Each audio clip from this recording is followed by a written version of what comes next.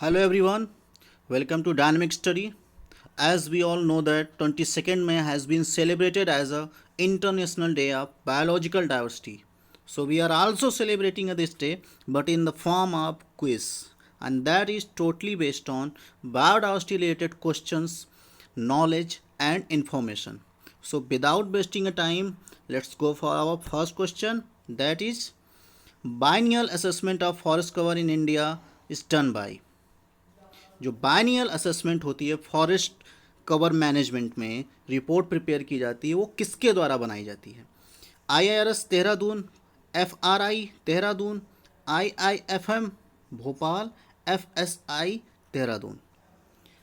First option को छोड़ करके जो कि बिल्कुल भी इससे रिलेटेड नहीं है, Indian institute of remote sensing Dehradun, तीनों ऑप्शन में आप कंफ्यूज हो सकते हैं। लेकिन स्टेट ऑफ फॉरेस्ट की रिपोर्ट अगर आप थोड़ा सा भी अवेयर हैं फॉरेस्ट मैनेजमेंट के बारे में या फॉरेस्ट कवर चेंज होने के बारे में, जो कि एग्ज़ाम में क्वेश्चन पूछे जाते हैं कि भारत का फॉरेस्ट कवर कितना बढ़ा कितना घटा, वो रिपोर्ट कहाँ से बनती है, कौन बनाता है, तो वो है forest survey of India Dehradun. अब आइए थोड़ा सा इन हमारे यहाँ जो फॉरेस्ट मैनेजमेंट से रिलेटेड मेजर इंस्टीट्यूट्स हैं उनके बारे में थोड़ा सा जानते हैं। देखो, फॉरेस्ट सर्वे ऑफ इंडिया का जो मेन ऑब्जेक्टिव होता है वो यही ही होता है कि बाइनियल असेसमेंट रिपोर्ट पर प्रिपेयर करना, जिसमें यही होता है कि स्टेट ऑफ फॉरेस्ट मैनेजमेंट की जो रिपोर्ट आती है कि फॉरेस्ट कवर हमारे यहाँ कितना घटा कितना बढ़ा कितना इम्प्रूव हुआ, और उसी की मैपिंग करके, उसी की फोरकास्टिंग करके, उसी की चेंज इंजेक्शन करके DSS यानी डिसीजन सपोर्ट सिस्टम प्रोवाइड करना, ताकि फॉरेस्ट मैनेजमेंट को बेहतर तरीके से समझा जा सके और बढ़ाया जा सके आगे, और उसको सस्टेनेबिलिटी को मेंटेन किया जा सके। फॉरेस्ट रिसर्च इंस्टीट्यूट देहरादून क्या काम करता है? इसका मेनली काम यही होता है कि ये रिसर्च करे फॉरेस्ट मैनेजमेंट में, एक नई टेक्निक, नई स्किल्स, नई टूल्स को डेवलप करे जो कि फॉरेस्ट मैनेजमेंट में कंजर्वेशन को इन्हेंस करे, compete करे ग्लोबल लेवल पे। और हमारे यहाँ फॉरेस्ट मैनेजमेंट को बढ़ावा देने के लिए या फॉरेस्ट को या प्लांटिंग करने के लिए जो बेसिकली चीज़ क्या होती है, वो होती है सीड्स। उस सीड्स की क्वालिटी क्या होनी चाहिए, उस क्रॉप को मेंटेन करने के लिए उस प्लांट की सीड क्वालिटी क्या होनी चाहिए, उसको मेंटेन कौन करता है? Forest research institute. उसको सर्टिफाई करता है, वो एक नॉर्म्स क्राइटेरिया बनाता है कि सीड्स इस स्टैंडर्ड्स के होने चाहिए, तभी वो सस्टेन करेंगे और तभी अच्छे क्वालिटी के प्रोडक्ट यानी प्लांट्स डेवलप होंगे। और तीसरा हमारे यहाँ है IIFM। देखो, IIFM को हम एक तरीके से समझ सकते हैं कि जैसे हमारे IITs होते हैं, इंस्टीट्यूट्स, टेक्नोलॉजी के इंस्टीट्यूट, बहुत अच्छे इंस्टीट्यूट होते हैं, उसी तरीके से IIFM को फॉरेस्ट का IIT कह सकते हैं। इसमें क्या होता है कि एक लीडरशिप प्रोवाइड की जाती है फॉरेस्ट मैनेजमेंट और कंजर्वेशन में। वो किसको प्रोवाइड की जाती है? वो इंडियन फॉरेस्ट सर्विस से रिलेटेड जो भी हमारे IFS होते हैं या फिर कंजर्वेटिव फॉरेस्ट ऑफिसर्स होते हैं, उनको जो फॉरेस्ट सर्वे ऑफ इंडिया से निकलने वाली स्टेट्स ऑफ रिपोर्ट्स और दुनिया भर की पॉलिसीज़ को DSS डिसीजन सपोर्ट सिस्टम में यूज़ करते हुए एक लीडरशिप प्रोवाइड की जाती है कि कहाँ पे फॉरेस्ट मैनेजमेंट, फॉरेस्ट कंजर्वेशन की नीड ज़्यादा है, और हर जगह पे जियोग्राफिकल लोकेशन के अकॉर्डिंग, अलग अलग प्लांट डिस्ट्रीब्यूशन के अकॉर्डिंग, फ्लोरा एंड फौना के डिस्ट्रीब्यूशन के अकॉर्डिंग, डाइवर्सिटी के अकॉर्डिंग किस तरीके की कंजर्वेशन की नीड है, वो प्रोवाइड करता है कौन? IIFM। एक ट्रेनिंग प्रोवाइड करता है सारे फॉरेस्ट डिपार्टमेंट और उससे रिलेटेड सारे कॉपरेशन। तो हमारा दूसरा क्वेश्चन क्या है? वो है taxonomic diversity of region with several ecosystem is a alpha diversity, beta diversity, gamma diversity, sigma diversity.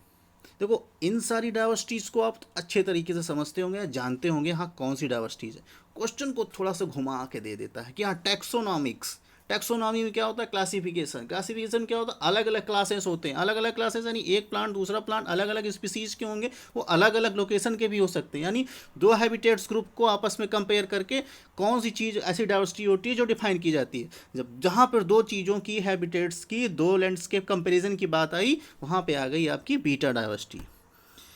अब आइए कुछ डाइवर्सिटीज़ के बारे में जानते हैं क्या होती है। देखो, विटकर साहब ने जो दिया था उसमें बहुत सारी थी। विटकर थे, मैक ऑर्थर साहब, ये बड़े बड़े बायोडाइवर्सिटी के जो साइंटिस्ट थे, इन्होंने दुनिया भर की डाइवर्सिटीज़ दी थी। तो उसमें कुछ डाइवर्सिटीज़ को हम डिस्कस करेंगे। तो सबसे छोटी जो होती है वो पॉइंट डाइवर्सिटी होती है, किसी वो पर्टिकुलर एरिया के लिए ही आप मान के चलो।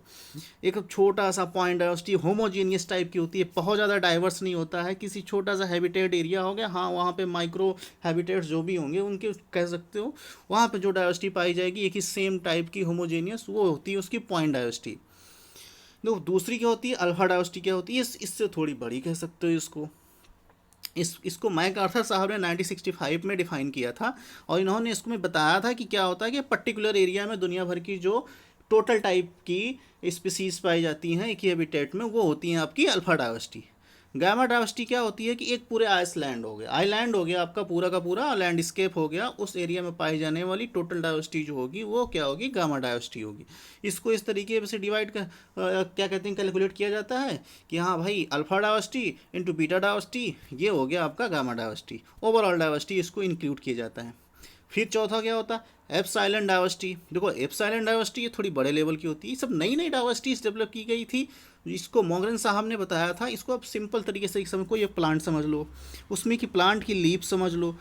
लीफ क्या हो गई आपका, वो पॉइंट डाइवर्सिटी हो गई, और पूरा और क्या कहते हैं कि प्लांट्स क्या हो गया, वो जो हो गए बहुत सारे प्लांट्स आपके। अब एक ही एरिया में अगर बहुत सारे प्लांट है तो गामा डाइवर्सिटी हो गई, वो उस पूरे प्लांट को समझ लो आप अल्फा डाइवर्सिटी। सिंपल से समझो कि एक प्लांट हो गया, वो प्लांट आपका पूरा है अल्फा डाइवर्सिटी, उसमें लीफ जो एक एक लीफ है छोटी सी, वो हो गई आपकी पॉइंट डाइवर्सिटी। और उसी तरीके के बहुत सारे अगर प्लांट्स आ गए हैं, अलग अलग टाइप्स के प्लांट आ गए हैं, अलग अलग स्पीसीज़ के प्लांट्स हैं उस जगह पे हैबिटेट में, तो वो हो गई आपके अलग अलग प्लांट्स जो गए वो गामा डाइवर्सिटी हो गई। और पूरे सारे प्लांट्स जो हैं वो एक फॉरेस्ट में पाए जा रहे हैं, वो हो गई आपकी एप्सिलॉन डाइवर्सिटी। समझ गए ना। हाँ, ये बीटा डाइवर्सिटी जो होती है, बीटा डाइवर्सिटी इसको काफ़ी बेहतर माना जाता है कि अगर आप डाइवर्सिटी वाकई में आइडेंटिफाई करते हैं तो बीटा डाइवर्सिटी आपको एक्सप्लेन करती है, हाँ वाकई में हाँ ये डाइवर्सिटी है, क्योंकि ये ग्रेडियंट के बेस पे होता है। ग्रेडियंट इन द सेंस कि डिफरेंस, आप एक क्या कहते हैं हैबिटेट से दूसरे हैबिटेट में, एक जगह से दूसरी जगह पे दो ये चीज़ों को कंपेयर करते हैं। जब कंपेयर करते हैं, कंपेयर करने पे ही आप किसी चीज़ के बेहतर रिजल्ट की तरफ बढ़ते हैं। तो बीटा डाइवर्सिटी जो होती है वो यही होती है कि compare the species composition of different communities. देखो एग्जाम्पल के तौर पर समझ लो कि फॉरेस्ट कवर है, वहाँ पे बहुत सारी स्पीसीज पाई जाएंगी। अब फॉरेस्ट और ग्रासलैंड को आप कंपेयर करोगे तो फॉरेस्ट की रिचनेस बहुत ज़्यादा है, बायोडाइवर्सिटी, चाहे वो अमेजन का फॉरेस्ट ले लो बहुत ज़्यादा डाइवर्सिटी है। अब कोई भी ग्रासलैंड ले लो उसको कंपेयर कर लो फॉरेस्ट, तो सीधा सा पता चल जाएगा हाँ कितनी भाई डिफरेंस आ रहा है। अब ग्रासलैंड में तो उतनी डाइवर्सिटी है नहीं, लेकिन फॉरेस्ट में है। इसी तरीके से आपकी डेल्टा डाइवर्सिटी जो होती है, ये भी एक तरीके का डिफरेंस होता है, जो एप्सिलॉन डाइवर्सिटी में पाई जाने वाली गामा डाइवर्सिटी जो होती है उसके कंपोजिशन और अबेंडेंस पे डिपेंड करती है। तीसरा हमारा क्वेश्चन है विच of the following country is not mega diversity centre of the biodiversity. देखो बायोडाइवर्सिटी रिलेटेड बहुत काम होते हैं। अब यहाँ पे हमारे यहाँ यूएन ने इसको मेगा डाइवर्स रीजन पे भी डिवाइड किया कि हाँ कुछ कंट्रीज़ ये हैं जो मेगा डाइवर्स रीजन है, उसके कुछ क्राइटेरिया भी बनाए हैं, हाँ वही उनको फिल करेंगे वहीं आएंगे उसके अंदर। तो इसमें कौन सी कंट्री, इसके लिए आपको लिस्ट प्रिपेयर करनी पड़ेगी, थोड़ा सा याद करना पड़ेगा। तो इसमें अर्जेंटीना नहीं है, बाकी कोलंबिया। एक चीज़ ये भी कॉमन सेंस याद करके रखना कि जितनी भी मेगा डाइवर्स कंट्री होती हैं वो वाटर बॉडी के उसके सराउंडिंग होनी चाहिए, बाकी वो नहीं होंगी। उसको एलिजिबिलिटी में हम लोग देख लेते हैं। तो इसका अर्जेंटीना है। एलिजिबिलिटी, इसकी मेन चीज़ है एलिजिबिलिटी। देखो 17 मेजर जो मेगा डाइवर्स कंट्रीज़ हैं वो ही हैं, उनको आप देख लेना। देखो इन मेन इनका क्राइटेरिया जो है वो है कि least 5000 of the world plant endemic यानी वहीं की होनी चाहिए। Have a marine ecosystem with in its border. अब ये आपका बेस्ट शॉर्टकट हो गया कि हाँ उसके चारों तरफ बॉर्डर होना चाहिए, अदरवाइज वो नहीं है। ये इससे आप इजीली आइडेंटिफाई कर सकते हो। तो ये सारी इस कंट्री दी गई हैं, इसको आप देख लीजिएगा। चौथा है biodiversity hotspots are region of high, क्या high, stationary population of common species, richness of the endemic species, migratory population, richness of the dominant species. क्या हाई होना चाहिए बायोडाइवर्सिटी हॉटस्पॉट्स में?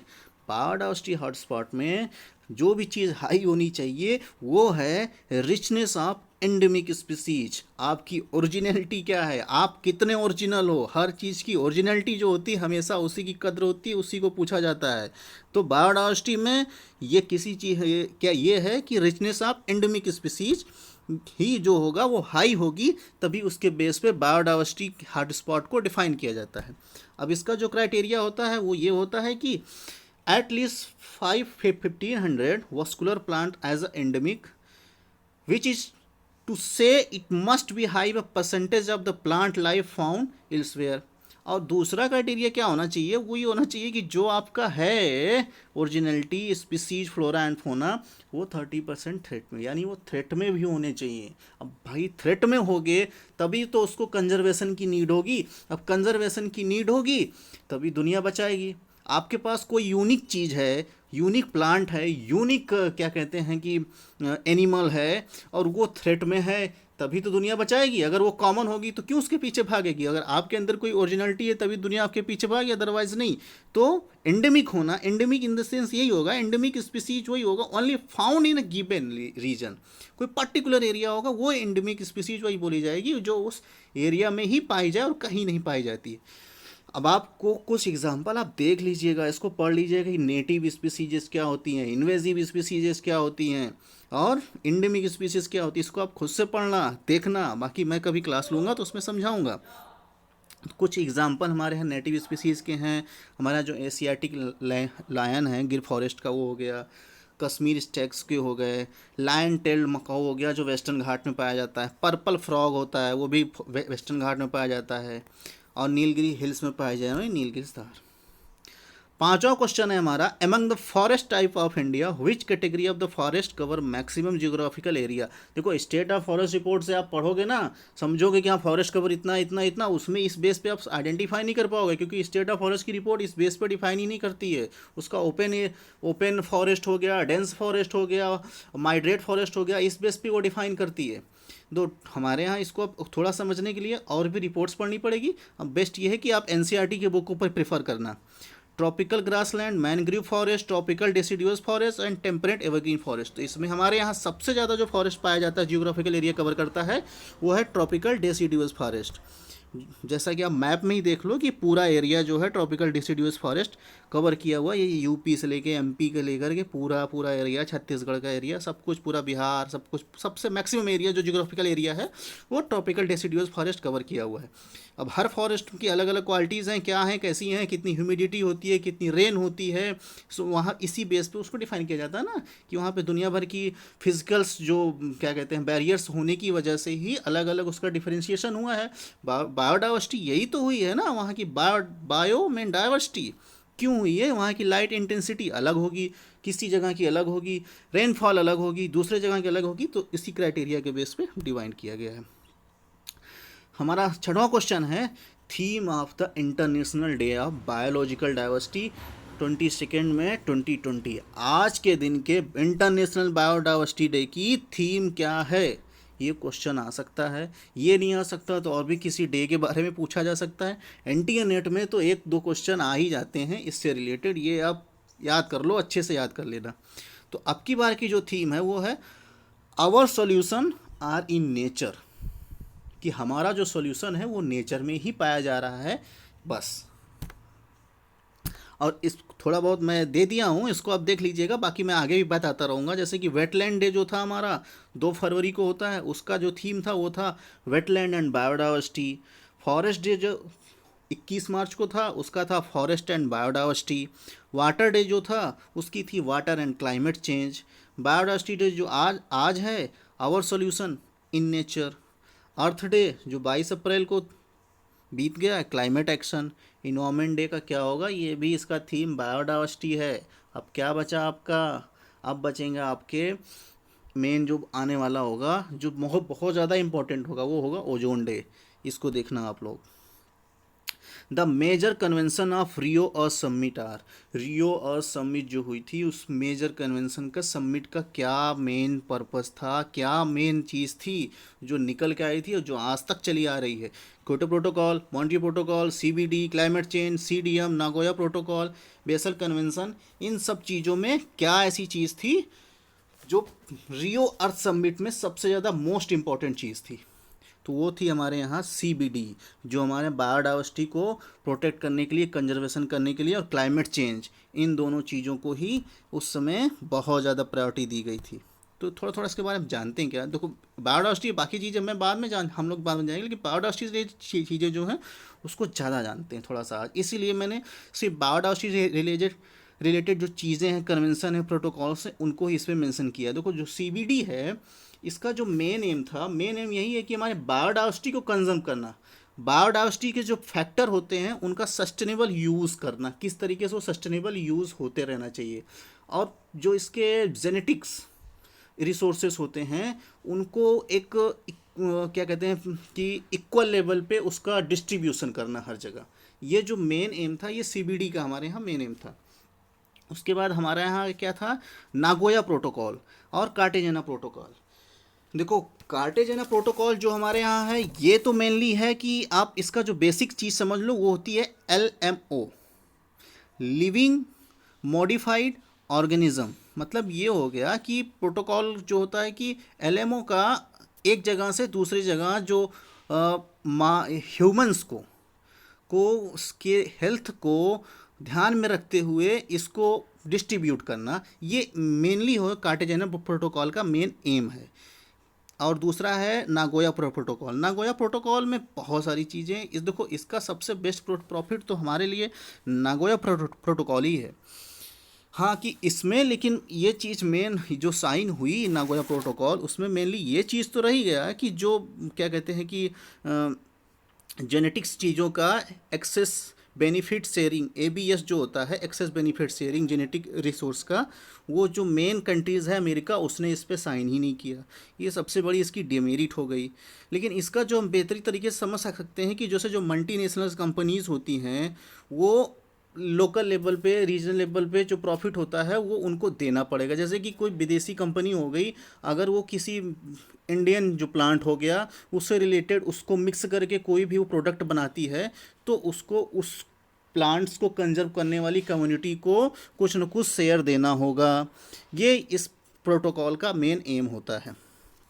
उसके बाद आईची भी है, और क्या कहते हैं कि एजेंडा 21 है जो इसमें इंक्लूड किया गया था, ये मेन एम है। बाकी हमारे यहाँ और भी हैं प्रोटोकॉल, उसको देखेंगे बाद में। 8वां क्वेश्चन है हमारे यहाँ, threatened species is only endangered species, only vulnerable species, only or rare species, all of the above. कौन सी स्पीसीज हो सकती हैं ऐसी स्पीसीज? देखो, थ्रेटन स्पीसीज में कौन कौन सी क्राइटेरिया आते हैं? IUCN का जो होता है ना, उसने क्राइटेरिया डिवाइड किया 9 पार्ट में, वो इसी चीज़ में आती है। तो थ्रेटन में कौन कौन सी चीज़ें आ जाएंगी? ये तीनों आ जाती हैं। थ्रेटन में जो होता है ना, इंडेंजर्ड भी होती है, वल्नरेबल भी होती है, और रेयर स्पीसीज भी होती है। तो IUCN की वेबसाइट आप एक बार विजिट करोगे तो पता चलेगा आपको।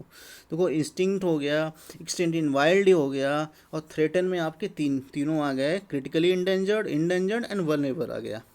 और उसके बाद आपका नियर टू थ्रेटन हो गया, लीस्ट कंसर्न हो गया, डेटा डिफिशिएंट हो गया, नॉट इवेल्युएटेड हो गया। फिर इसमें इसको आप समझ लेना। और ये लेटेस्ट डेटा है IUCN का कि हमारे यहाँ कितना % थ्रेट में है। जो एक्सटेंशन है भैया देख लेना इसको, एम्फीबियन का, मैमल्स का, और बर्ड्स के कितने हैं, शार्क क्या हैं, दुनिया भर के जो परसेंटेज दिया गया है, ये भी क्वेश्चन आ सकते हैं, इसलिए मैंने उसको इंक्लूड कर दिया। अब ये है कि 9वां question, which of the following is a in situ method of biodiversity? Biodiversity को कंजर्व करने के लिए इन सीटू मेथड हमारे यहाँ कौन सा है? Reserve forest, national forest, sanctuary forest, all of the above. देखो, मेथड दो ही तरीके के होते हैं, या तो एक्स सीटू या तो इन सीटू। अब इन सीटू में आपका होगा कि किसी भी चीज़ को उसके नेचुरल हैबिटेट में ही कंजर्व करना, तो वो नेशनल पार्क हो गया, सेंचुरी हो गई। अब दो हटा दोगे तो ऑप्शन कुछ दिया नहीं है, तो रिजर्व फॉरेस्ट भी होता है। रिजर्व फॉरेस्ट भी क्या है मैं उसको बताता हूँ, ये ऑप्शन आप देख लो इसमें। कि हाँ बायोडाइवर्सिटी कंजर्वेशन में इन सीटू एक्स सीटू हो गया, इन सीटू प्रोटेक्टेड एरिया में क्या हो गया, national park wild life sanctuaries हो गई, बायोस्फीयर रिजर्व हो गए, आपके सेक्रेट ग्रुप्स वो हो गए।